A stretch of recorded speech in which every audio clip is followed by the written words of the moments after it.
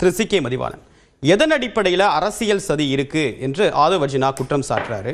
சேட்டலைட்டுக்கும் ஜனநாயகன் திரைப்படம் லீக் ஆனதுக்கும் என்ன சம்பந்தம்? அதுக்கு ஆதவ் அர்ஜுனா தான் விளக்கம் சொல்லணும், ஆதாரம் கொடுக்கணும், அது நான் சொல்ல முடியாது. ஆனால் அரசியல் சதி ஜனநாயகன் படத்தில் இருக்குது.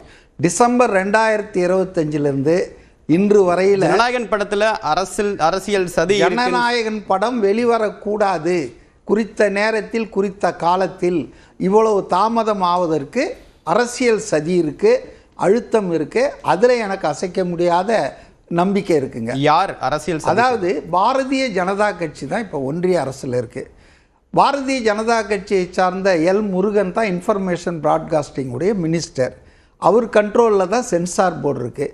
என்னுடைய வரலாற்றில் நான் என் வயசில் சுதந்திர வரலாற்றிலேயே ஒரு படத்துக்கு பின்னால் சென்சார் போர்டு இப்படி ஓடனதை நாம் பார்த்ததே இல்லை. அதாவது ஒரு படம் அவங்க வந்து டிசம்பர் 25 24 கொடுக்குறாங்க. அப்போ சென்சார் போர்டு பார்த்துட்டு அதில் சில கட்ஸ் சொல்கிறாங்க, சில மியூட் போடணுன்றாங்க. அதை அத்தனையும் அந்த ப்ரொடியூசர் ஒத்துக்கிட்டு, கண்டஸ்டே பண்ணல அவர், ஒத்துக்கிட்டு அதெல்லாம் கரெக்ட் பண்ணி டிசம்பர் 24 25 கொண்டு போய் கொடுக்குறாரு.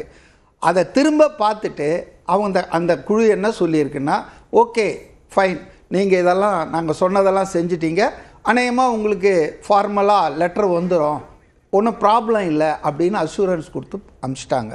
ஆனால் அது வரலாறு மட்டும் இல்லை. ஜனவரி 5 என்ன சொல்கிறாங்கன்னா, அந்த 5 பேர் பார்த்தாங்க. ஒருத்தர் வந்து இதுவரைக்கும் நீங்க குறிப்பிட்டது எல்லாமே ஜனநாயகன் திரைப்படம் சென்சார் கிடைக்காததுக்கான காரணம். ஆனா இப்ப லீக் ஆனதுக்கு பின்னணியில் எல் முருகன் இருக்காரு, அரசியல் சதி இருக்கு. ஆரம்பத்திலே சொல்லிட்டேன், அது விசாரிக்கப்பட வேண்டியது, அது காவல்துறை விசாரிக்கணும். அதை விசாரிக்காம நான் ஆஃப் ஹார்ட்டடா வந்து அவர் அரசியல்வாதிங்க, ஆதவ் அர்ஜுனா அரசியல்வாதி, அவர் அரசியல் தேர்தல் களத்தில் அவர் எதை வேணால் பேசலாங்க. இப்போ நாம் இங்கே விவாதிக்கும் போது ஆஃப் ஹேண்டா நம்ம சொல்ல முடியாதுங்க. ஆனால் இது ஒரு மிகப்பெரிய தவறு, தமிழ் திரை உலகத்துக்கு இது இழைக்கப்பட்ட துரோகம். இது யாருக்கு பயன், எதனால் செய்தாங்க, இதெல்லாம் நாம் இப்போ அவசர கொடுக்கையா எல்லாம் சொல்ல முடியாதுங்க. இது பின்னால் வந்து ஒரு டீப் ரூட்டட் கான்ஸ்பிரசி இருக்குது. பட் நான் சொன்னது என்னென்னா, இந்த படமே கான்ட்ரவர்சி மாட்டினதுக்கு காரணமே விஜய் வந்து பாஜகவினுடைய அந்த ஆலிவ் பிரான்ச்சை அவர் தட்டி விட்டார். எங்களோட வாங்க, பொது எதிரியாக திமுகவை கருதி அதை வீழ்த்தணும், எங்களுக்கு உதவி பண்ணுங்க எங்கள் கூட்டணிக்குன்னு சொல்லி அவங்க ரொம்ப ப்ரெஷர் கொடுத்தாங்க. நிறைய சிக்னல்லாம் கொடுத்து பார்த்தாங்க. இன்க்ளூடிங் அமித்ஷா பல முறை அவரை தொடர்பு கொள்ள முயற்சி பண்ணியிருக்கார். ஆனால் விஜய் வந்து ரொம்ப ஃபார்மாக அதை வந்து தட்டி விட்டார். திரு சுகுணா, நான் பேசிட்டு இருக்கேன். இல்ல அமித்ஷா அவர்கள் தொடர்பு கொள்ள முயற்சித்தார் அப்படின்றத அரை மனதோட சொல்றீங்களா, இல்ல முழு மனதோட ஆதாரத்தோட சொல்றீங்களா? முழு மனதோடு அவர் வந்து பேசுவதற்கு முயற்சி பண்ணார். ஆதாரம் இல்லாம பேச மாட்டீங்க நீங்க. இல்ல, எனக்கு வந்து அந்த தகவல் வந்ததால தான் சொல்றேன் நான். அமித்ஷா உள்பட விஜய் தங்கள் கூட்டணிக்கு வரணும், தங்களுக்கு உதவணும்னு விரும்பினாங்க. பட் அதை உறுதியாக அவர் மறுத்துவிட்ட காரணத்தினால் அடுத்த கட்டத்துக்கு போனாங்க. அவருக்கு தொல்லை கொடுப்பது, அதுதான் இப்போ நடந்துட்டு இருக்குங்க. இப்போ நீங்கள் யோசித்து பாருங்க, 5 பேரில் 4 பேர் ஓகேன்ட்டாங்களாம், ஒருத்தர் மட்டும்தான் அப்ஜெக்ஷன்றாராம். அதுவும் பின்னால் தான் சொல்கிறாங்க. ஒரு நீதிமன்றத்தில் கூட இங்கே 5 பேர் கொண்ட அமர்வு இருக்குல்ல, பெஞ்சுன்னு, அதில் 3 பேர் தீர்ப்பு கொடுக்கறது தான் தீர்ப்பாக இருக்கும். 2 பேர் சென்சார் டிஸ்பியூட் சம்பந்தமா அந்த பட தயாரிப்பு நிறுவனமே நீதிமன்றத்துக்கு போனாங்க. அவங்களுக்குள்ள காம்ப்ரமைஸ் ஏற்பட்டு அந்த வழக்கை வாபஸ் வாங்கி. காம்ப்ரமைஸ்லாம் ஏற்படல. இல்ல அந்த வழக்கை வாபஸ் வாங்கிட்டாங்க. வேணாம், அதாவது காம்ப்ரமைஸ் என்பது வேற, நீதிமன்றம் வேணாம், டிலே ஆகுது, லிட்டிகேஷன் வந்து ரொம்ப டிலே பண்ணுது. நீதிமன்றத்துடைய பார்வையில் அந்த வழக்கை வாபஸ் வாங்கிட்டாங்க.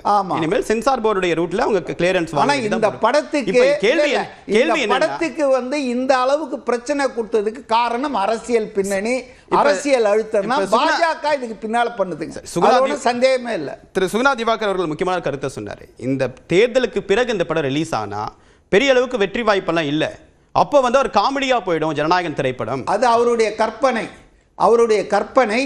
அது காமெடியா போதா டிராஜடியா போதான்றது பின்னால தான் பார்க்கணும்.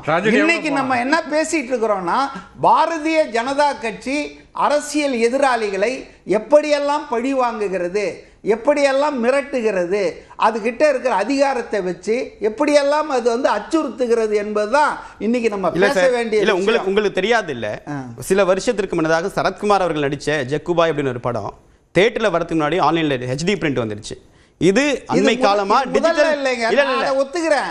இது ஒரு முதன்மையில கடைசியும் கிடையாது. ஆனா நான் இத பத்தி பேசவே இல்ல. நான் இப்படி ஒரு சந்தர்ப்பத்தை ஏற்படுத்தி திமுகவுக்கும் பாஜகவுக்கும் நெருக்கடியை கொடுக்கணும், ஒரு அவதூறை கிளப்பணும்ன்றதான் தாவேக்காவோட நோக்கமா இருக்கா?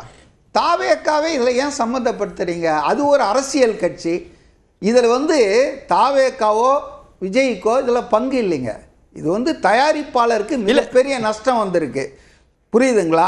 இதுல லீக் ஆனதை பத்தி இப்ப நான் எந்த கருத்தையும் சொல்ல முடியாதுங்க.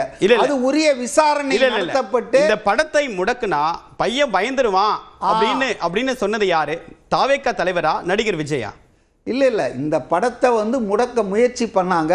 முடக்குனா அடங்கிடுவாரு, அவர் தங்கள் கைக்கு வருவார் அப்படின்னு சொல்லிட்டு பாரதிய ஜனதா கட்சி நினைச்சதை தானே அவர் சொன்னாரு. அதாவதுங்க, விஜய் பேசுனதுல உண்மை இருக்கிறது. அது ஒன்றும் தவறான தகவல் இல்லை. இன்னைக்கு நான் இவ்வளோ சொல்கிறேன். இப்போ இந்த ஜனநாயகன் படம் ரிவ்யூ கமிட்டி பார்த்து முடிச்சாச்சு. பார்த்து முடிச்சு அவங்க அப்ஜெக்ஷன்ட்டாங்க 13 மெம்பர் பாம்பேயில் போயிட்டு. இப்போ அது எங்கே இருக்குது தெரியுங்களா? தேர்தல் ஆணையம் பார்த்தா தான் சர்டிஃபிகேட் கொடுப்பேன்னு அதை வச்சுருக்காங்க. எதுக்காக தேர்தல் ஆணையம்? ஏன்னா ஒரு தேர்தல் நடக்க இருக்கிறது, ப்ரொபகண்டாவாக அது இருக்கக்கூடாதுன்னு. ஆனால் இன்றைக்கி ஒரு படம் ரிலீஸ் ஆகிருக்கு. அதன் தயாரிப்பாளர் பாஜக பிரமுகர். இன்னைக்கு அந்த படம் என்ன பண்ணுதுன்னா, தாவேக்காவை சிறுமைப்படுத்தி விஜய் அவர்களை கேவலப்படுத்துகிற மாதிரி ஒரு அவதூறு படத்தை எடுத்திருக்கு. தேர்தலுக்கு 1.5 வாரம் இருக்கும்போது எப்படி எலெக்ஷன் கமிஷன் இதுக்கு அனுமதிக்குது? அதை அனுமதிக்கவே இல்லை. அதனால இது டீப் ரூட்டட் கான்ஸ்பிரசிங்க. இது பாஜக, இதுக்கு பின்னால எல்லாம் இருக்குங்க. விசாரிக்கணும். ஒரு முக்கியமான புள்ளியை தொட்டிருக்கீங்க திரு ஜெகதீஷ். இது ஒரு கான்ஸ்பிரசி, பாஜக இதற்கு பின்னணியில் இருக்கு அப்படின்றாரு. உங்களுடைய பார்வை? கண்டிப்பா இதுல ஒரு முன்கதை சுருக்கம் ஒன்று இருக்குங்க. அதோட ஸ்டார்ட் பண்ணாதான் கரெக்டா இருக்கும். ஏன்னா இந்த படம் ஆக்சுவலா கோட்டுக்கு பிறகு விஜய் இன்னும் சொல்ல போனா இந்த தேர்தல் அவர் இந்த அரசியலுக்கு வரப்போறேன் February 2ஆம் தேதி 2024ஆம் தேதி எழுதுற கடிதத்துல அந்த 2 படம் பாக்கி இருக்கு. அதுல ஒரு படம் ஆல்மோஸ்ட் முடிஞ்சது, அடுத்த ஒரு படம் இருக்கு, அதை முடிச்சு அரசியலுக்கு வரேன்னு சொல்லி சொன்னார். சோ விச் மீன்ஸ் 2024 இந்த படம் ஸ்டார்ட் ஆயிடுச்சு. நான் அப்ப கட்சியில தான் இருந்தேன், தாவேக்காவுடைய செய்தி தொடர்பாளர் இருந்தேன். அப்ப நான் சில பேர்ட்ட கேட்கும்போது இந்த படம் டிசம்பர்ல ரேப் ஆயிடும், அடுத்த 1.5 வருஷம் விஜய் பூரா களத்துல தான் இருக்க போறாரு, அதுதான் அவரோட பிளான் சொல்லி சொன்னாங்க. அப்ப எந்த தேதியில ரிலீஸ் ஆக போது அபிஷியலாவே வந்த நியூஸ் என்பது தீபாவளிக்கு, அதாவது 2025 தீபாவளிக்கு இந்த படம் ரிலீஸ் பண்ற முதல் பிளான். ஆனா அதற்கு பிறகுதான் காட்சி எல்லாம் மாறுது. இல்ல இது நம்ம பொங்கலுக்கு ரிலீஸ் பண்ணலாம். இன்னும் சொல்ல போனா இந்த படம் என்பது விஜய் தேர்ந்தெடுத்து நடித்த படம். இது பகவன் கேசரிங்கிறது இப்ப ஊர் எல்லாருக்கும் தெரியும், ஒரு பெரிய ரகசியம்லாம் இல்ல. சோ பெண்களை கவரக்கூடிய அம்சங்கள் அதுல இருக்கு. சோ பெண் வாக்காளர்களை கொண்டு வருவதற்கு சரியான படமாக இருக்கும். இன்னும் சொல்ல போனா இதை ஒரு பெரிய பொலிட்டிக்கல் டூலா விஜய் நம்பினார். எலெக்ஷன் டயத்துல கரெக்டா பொங்கலுக்கு ரிலீஸ் பண்றோம், அதுக்கப்புறம் ஒரு மாசத்துல நோட்டிபிகேஷன் வரும், அப்புறம் தேர்தல் தேதி அறிவிச்சு தேர்தலுக்கு போயிடுவோம். அப்ப பெரிய கேம்பெயின் டூலா நமக்கு இது இருக்க போகுது. இந்த படம் ஒண்ணு மட்டுமே போதும், நான் பிரச்சாரத்துக்கு கூட போவேனாங்கிற அளவுக்கு விஜய் இந்த படத்தை பெருசா நம்பினாரு. எப்படியாவது இந்த படத்தை வெளியே கொண்டு வரும்னு நினைச்சார். ஆனா எப்பயுமே விஜய் படங்கள் ஒரு ஸ்டண்ட் நடக்கும், அது வரப்போதா வர மாட்டேதா. ஏன்னு சொல்றேன்னா, இந்த படம் ஆக்சுவலி தீபாவளிக்கு அப்படின்னு சொல்லும்போது மே மாசம் ரேப் அப் ஆயிடுச்சு. விஜயே தன்னுடைய மதுரை மாநாட்டில் சொன்னார், நான் ஃபுல் படம் எல்லாம் முடிஞ்சிருச்சு, நான் முழு நேரமா அரசியல் தான் இருக்கேன்னு சொல்லி சொன்னாரு.